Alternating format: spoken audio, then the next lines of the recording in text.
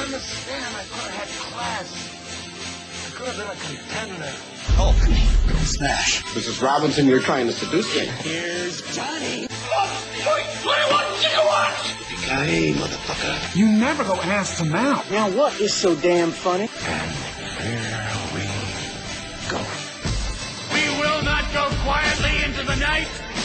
We will not vanish without a fight. Force will be with you. Always. But the truth! You can't handle the truth! Showtime, everybody! Showtime! What's up, fanboys and fangirls? Welcome to another edition of the Fanboys Anonymous Movie Club podcast. This is episode number 21 for December 2015. And because Star Wars The Force Awakens is coming out, we figured there's no better time than to knock out the Star Wars saga. 6 movies, episodes 1 through 6, just to get us prepared for episode 7. And if you are going to follow along with us, we're going to go prequels to original trilogy. So, blah. But, you know, you start building up towards the good stuff. And then you take a little dip down with Return of the Jedi. But nonetheless, that is our plan for December. So, I need to introduce to you everybody who's going to be talking about these movies. I am your host, Tony Mango, and joining me on this panel is Calen Ferris. Hey, what's happening? Angie Williams. Hello. And Shaun Walker.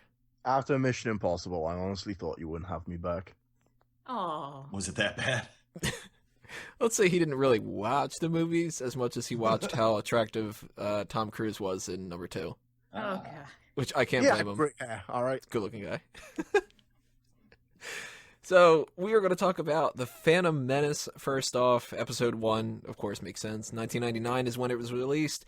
The Rotten Tomatoes scores, for those who want to know that, 56 for the tomato meter on the critics side, 60% for the audience score. Not so great, considering how fantastic Star Wars is regaled as, you know, the franchise and everything else like that. We, of course, had episodes 4 through 6 first, and then people went back, and they were just incredibly, incredibly excited to do episode 1, but then everybody's expectations went downhill, and it's mostly because of one thing or whatever. We're going to try to stay away from some aspects of the prequels, mostly the idea of, like, this is everything that went wrong and everything that we would change and stuff, because there's going to be an upcoming article on Fanboys called Fanboys Fix It about the prequels. All my opinions about that are all there, so I'm going to shut up when it comes to that stuff. But overall impressions, first time you watched it, and, you know, if you've watched it any time since then or whatever, what did you guys think of The Phantom Menace? Calen, I'm going to start off with you. Well, it was 16 years between episode 6 and episode 1. And so the anticipation factor was higher than it had ever been since Star Wars first came out. You know, I was one of those guys who went to the midnight showing of Phantom Menace and was super excited, watched it in the theater. I loved it. Then I went back and watched it, you know, maybe 4 or 5 more times in the theater. And I still liked it. You know, it didn't quite have that same impact that it had the very first time I viewed it. But I didn't shit all over it the same way a lot of people I knew did. You know, I know a lot of people completely hated every single part about it.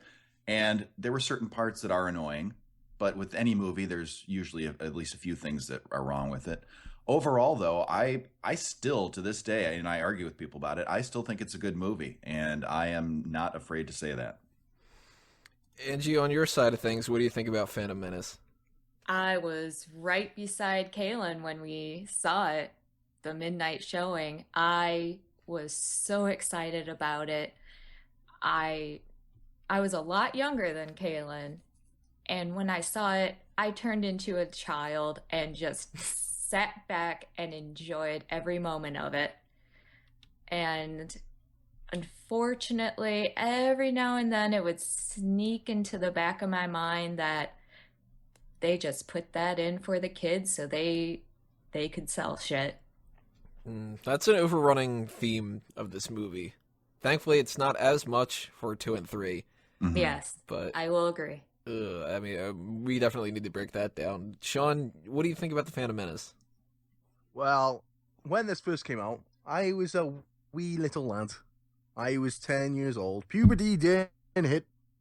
So, when 10-year-old Anakin Skywalker got, you know, jiggy with Padme, I was like, damn, anything is possible. Was that a deleted scene? I don't remember that part. It's right after that part where she puts the blanket over him and she's like, I'm always going to care for you. And he's like, prove it. Oh. But yeah, when I was 10 watching this, I thought it was incredibly boring and dull and tedious. And, well, the lightsaber battles were pretty cool. The Naboo fighting was pretty cool. The pod racing was pretty cool. Other than that, it was like, 50 minutes of talking before Darth Maul got introduced? I don't mind the Quite a talking. while. I can see the younger crowd not, getting a little bored with the speech. And as a 10-year-old, Jar Jar Binks still sucked dick. I can see the guys disliking him more than the girls. Really? Why so? Just because of how cute and silly he was. Oh, you thought he was cute? I hate him so much. He was, he fit his personality. See, now, I also want to throw out there for the people that are just, I don't know. I don't know why I would do this and have people against me, but I'm going to do it anyway. I don't like Jar Jar Binks, but I also don't like Ewoks. So I'm part of that crew that, I don't like anything childish in the Star Wars films. And I love them. Really? Yes, my mom, I was really little. She got me a stuffed animal and toys of them because she loves Star Wars more than some of the guys I know. And yeah, she was getting me so many toys of them. I mean, as a small I child, didn't blink before. as a small child, I liked him more than I did. As I got older, and like a teenager, I wasn't as keen on the Ewoks, but and then for a while, a number of years, I was thinking, oh well, Ewoks are probably the worst thing about it. And then they introduced Jar Jar, so I'm like, okay, they're nowhere on the same level. You can't even compare. Ewoks never bothered me. See, it was always R2D2 and Chewie that always used to annoy the fuck out of me because they never spoke any English, and it just I don't know. I thought they handled the Ewoks well. I mean, if you look at it today, if they would have done the Ewoks today, they would have gone way over the top with the cheesy jokes and the whole, I hate to say Disney style because now Disney's in charge of it, but hopefully they don't go overboard with that kind of, predictable thing that you see in all the common kids movies these days. Well, we'll talk more Ewoks when we get to Return of the Jedi, but I do want to just mention out there with bad, cheesy jokes, that's a recurring thing in Phantom Menace. I mean, how many poop jokes do we need in this movie? Oh, yeah. 0 is how many we need. How many do we get? Way too many. I know there's at least 2. There's the farting, whatever the hell that thing is, and then Jar Jar steps and shit. Yep. But oh no, there's actually 3 of them because there's the first line when I was rewatching this where I realized that Jar Jar wouldn't be bad at the beginning of this movie. Like, he'd be a decent character if he didn't go to Tatooine. But the line that kills it and starts going downhill is the "you sit in bad doo-doo." Mm-hmm. Yeah. And that was just, shit. Yep. Face palm. Jar Jar is, without a doubt, my least favorite part of this movie. But I also have to say, I don't like the idea that Anakin is a little kid. I think he would have been better off as a teenager. Well, with their plans of the future, I can see why he was younger. I thought it worked. I think seeing more of the evolution of the character was fine. I think it totally worked. I would have said a 14, 15-year-old would have been better than a 9, 10-year-old. And again, if you said it would make sense with Padme. Right? Yeah. There's no way in hell a 16-year-old would look at a 9-year-old and be like, Again, that was something in the back of my mind that just screamed, they want the kids to like this movie. Well, at that point, it wasn't really a romantic relationship, though. It was more of a loving, caring relationship. I don't think it was anything romantic about it. Yeah, but it could have been. That's why they wanted him younger.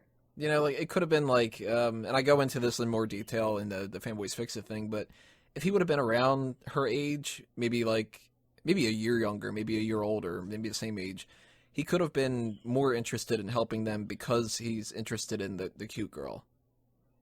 Like, that could have been one of his main things, because really, I mean, He's just sort of like, we're a slave and we need to give everything and stuff, and that's cool. But if he would have also just kind of been like, plus there's that hottie, and then it would have kind of shown that he's a little bit selfish, because that's something that bugs me about Episode 1 is that Anakin, he's too good in that movie. I can see what you're saying. That would have been a good idea. Like, Just that one little thing. Yeah, just he's selfish. Just a little thing that he's like, he's not bad, but he's very selfish at times, and he justifies it in his own head as like, yeah, I want to help him out, and what if she's interested in me too, and whatever, what's wrong with that? And the Jedi would be like, well, you shouldn't be interested in getting anything out of return, and he's like, why not? Like, you know, that kind of thing. Yeah. And I also threw out the suggestion here, and I want to see if you guys have any opinions about it. I think during that pod race, Anakin should have cheated to beat Sebulba, and he could have justified it as being fair because Sebulba cheated first. I'm going to say no, because that made the race so much better, was that he really did win. Like, he defied all odds kind of thing? Yeah. Mm-hmm. And it made him special. Well, what do you guys think about the pod race in general? Because the thing that bugs me about that, I mean, the pod race is awesome. I think, it blew my mind. Yeah, it was great. I think the setup drags too long. Yeah. It is a long segment. Like, yeah, the pod race segment itself is well over a half hour, right? If you count including setup and everything. Yeah, if you count, like, he's fixing the pod and that setup of, like, let's introduce everybody and that terrible, the announcers and stuff like that. Hey, that was Greg Proops. That was Greg Proops? Yeah, from Who's Line and really? Stuff. Yeah. Really? Yep. Who was the other one? Do you know? I don't know. Some guy. I didn't like the fact Jabba the Hutt was the host. Really? There goes Quadranero's power couplings. Yeah, those great groups. I did like it. Yeah, the fact that Jabba was there, I think, was kind of forced. That was unnecessary. Well, he does live in Tatooine. Yeah, but why does he have to be involved with every single aspect? I mean, I don't know. And Jabba's wife is fat. Well, you got an upgrade with slave girl there, right? Yeah, where is she in Return of the Jedi? Did he just go get a divorce? Yeta, but that's what happened. Oh yeah, she was killed long ago.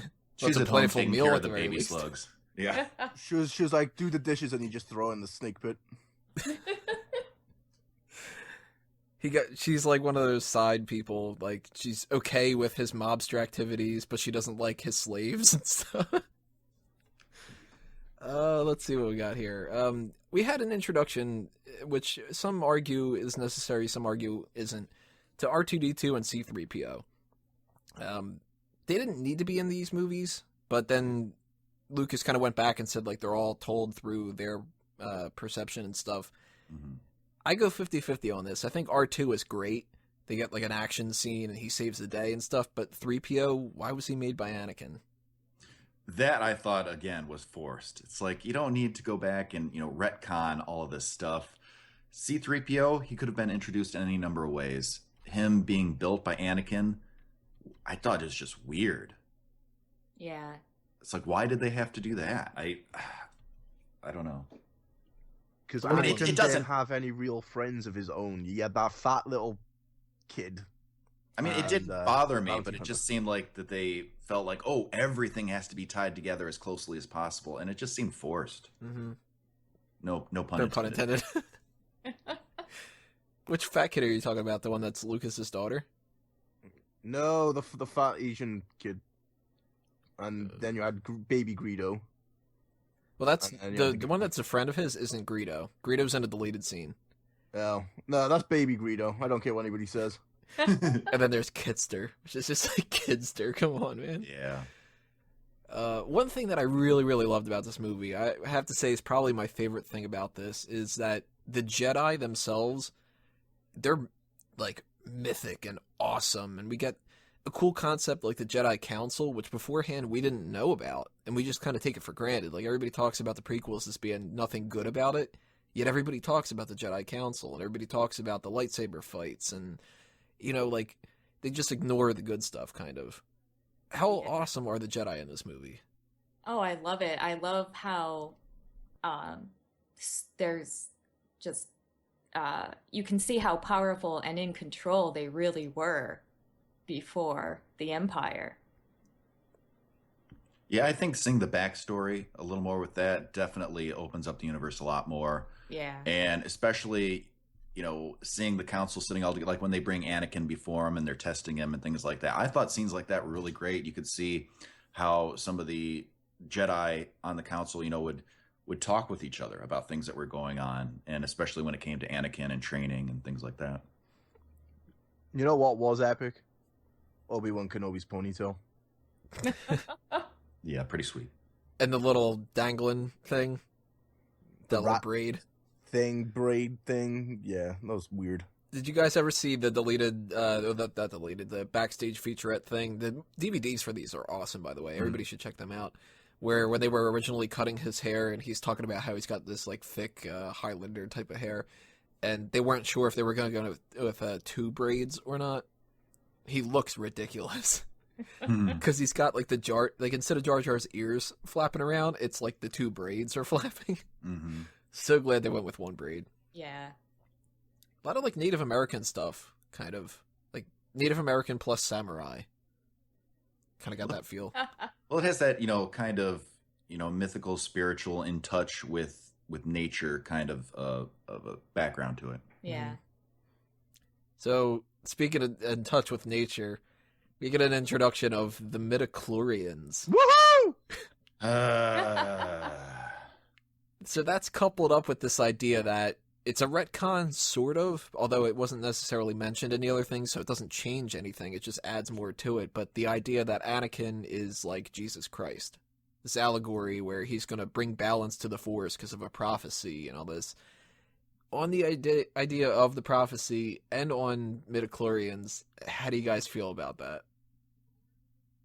The midichlorians, again, why did that have to be a thing? I don't get it. The Force, I thought, being a little more mysterious and, intangential, I think was better. When you say that it's these microscopic things living in your blood, that I just don't like how they did that at all. And the fact that Anakin, didn't have a father, I was like, oh, come on, really? You're going to go that far with a Jesus, comparison? I thought that was unnecessary too. Shmi's just a whore. She's lying. Oh. She used to be hanging out at Jabba's place.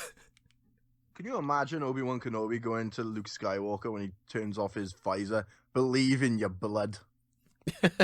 Believe in your blood, Count Luke. It's like, so do you feel anything crawling around your skin, your blood, or anything like that? And he's like, a little bit. He's like, good. Now, see, I always thought the Force was some sort of mystic power. That's why they always went, believe in the Force. But no, you gotta believe in your blood count. Believe in your white cell count, Luke. Nanomachines?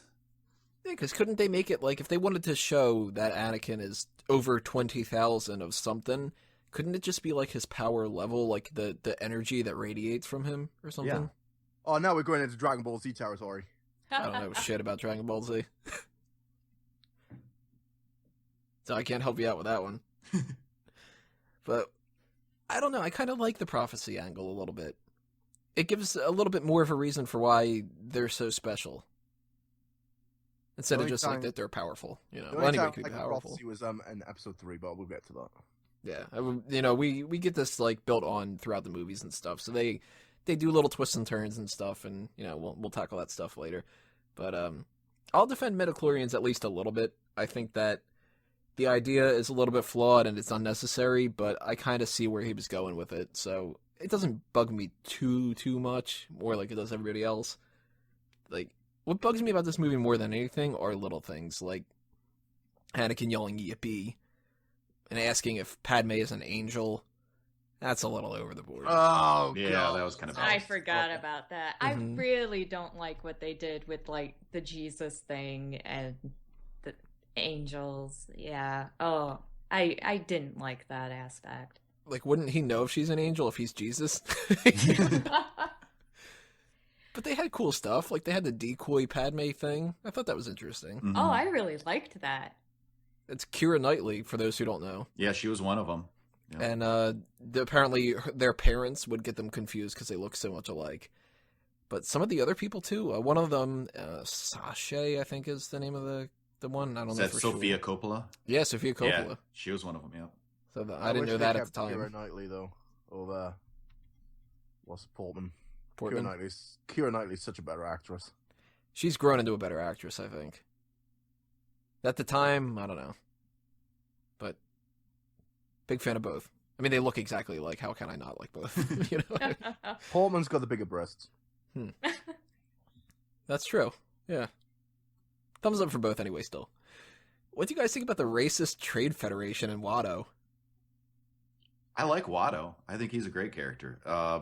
You know, again, it's kind of over the top with how they were portraying him, you know, as the stingy, you know, dealer. You could say Joe.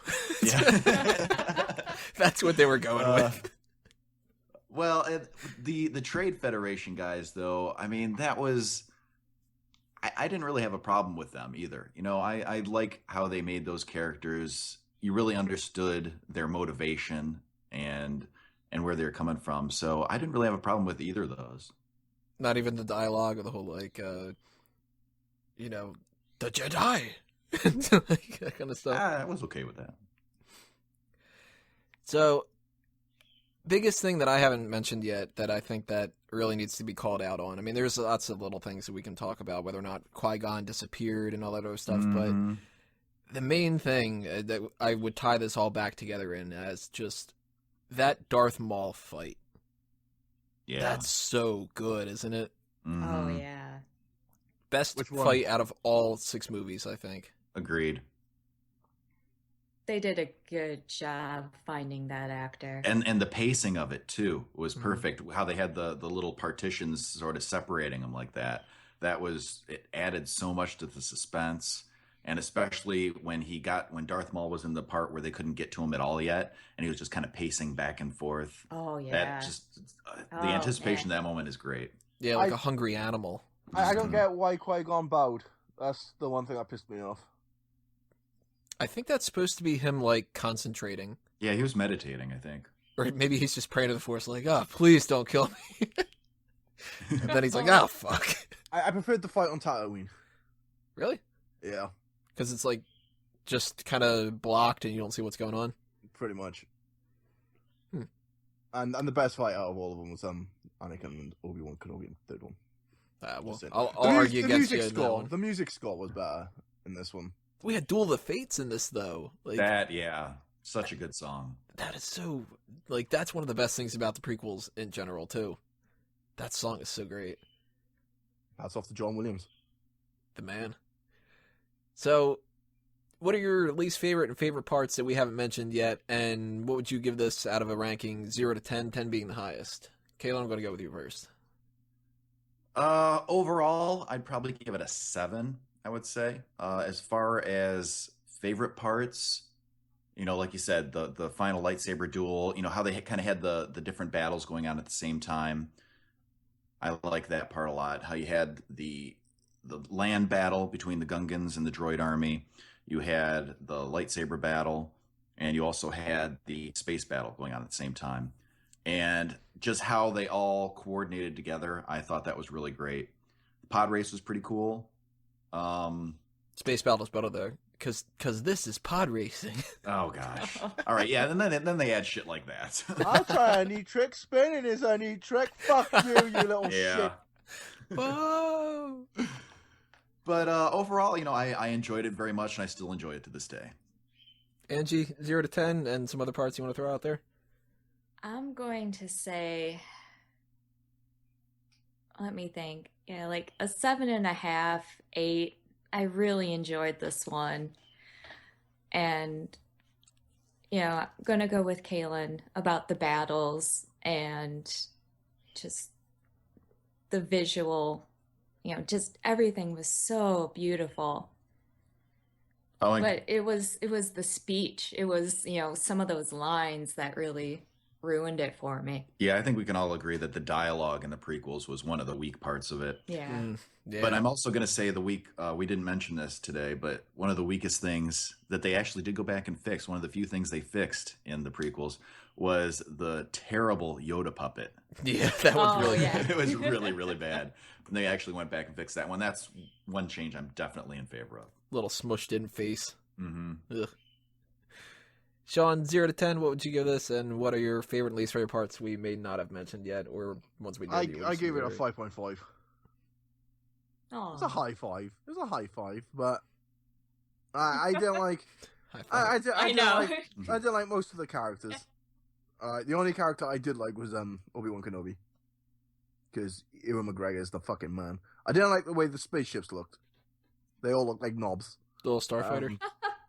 No, the big silver ship, you know. Oh, the one that looked like a big giant dildo. Nubian cruiser or whatever I think it's called. And you got the stupid hairstyles. Like, what the fuck? Like, what the fuck is the donut? Hair. Well, we had cinnamon buns before, so we need a different pastry. And then, They would have gone with Danish and Attack of the Clones and, like, I don't know. I didn't like the cannoli fact and that Richard- Anakin was like a 10-year-old. I didn't like his haircut either. Like, a bowl cut, really. Yeah. Oh, Although he's he a did stupid little change it. kid. He did change it towards the end. He did have the stupid little Obi-Wan ponytail going on. So that was something. The goods. The good. What kind of thing? The double lightsaber, that was pretty cool. Mm-hmm. Yeah, we get a different yeah. type of lightsaber. Yeah. Which, when you first saw that, you were probably just kind of all like, "Oh shit!" How cool was that? I am getting bored though of the fact that the dark side lightsabers are always red. Well, I think that's some kind of thing that they've said, like it's like a special crystal that they use or something. I don't know. I don't follow the expanded universe. One thing I would like to add is one of the worst lines in the movie, I think, which, got every time it shows in the theater, everyone gets a chuckle out of it. But I'm like, oh, it's groan worthy. It's Obi-Wan says something to Anakin. He's like, Anakin, you're going to be the death of me, or something. That's an Attack of the Clones. Oh. Okay, I was in Attack of the Clones. Okay, but it was in this one. He's like, oh, pleased to meet you. Yeah, that's right. And then the second one, You're a Jedi too? Pleased to Yeah. meet you. And Obi-Wan's just like, the fuck's this kid? Yeah, okay, the other cringeworthy line is in the next one, so we'll get to that. Well, there's plenty of cringeworthy stuff in Phantom Menace, but I will argue to the end of my day that there are still plenty of good stuff in this movie. People like to complain about the Senate stuff. I think it's necessary. Oh, yeah. Yeah. I love think the political stuff. a good way to show off like Palpatine before he's the Emperor. Like, he's awesome. It's all about E.T.'s brothers. Yeah, E.T.'s in the movie. Like, come on, man. There's rumors that Predator is too, but I don't remember seeing any of that. No. But I'd have to probably give it like a 6 out of 10, maybe a 7, depends on my mood. A lot of good stuff, a lot of bad stuff. If you take out Jar Jar and you up Anakin and you change the dialogue, maybe you get rid of like a little bit of the pod race setup and stuff, I think you got a really solid movie. And I mentioned, of course, before, probably my favorite part, that lightsaber fight at the end. Least favorite stuff, anything with Jar Jar for the most part, because, bumbling around with a little bomb and all that, just get rid of it. Just, he should have been killed. But that's part 1. We got 5 more to go. Episode 2 is coming up next. If you are on iTunes and Stitcher, you don't have to do a single thing but sit back and relax, because we'll return in just a moment with that one. But if you're on YouTube, then what you got to do is click on the next part to go on to Episode 2, Attack of the Clones. Stay tuned, everybody. Movie Club number 21 will return.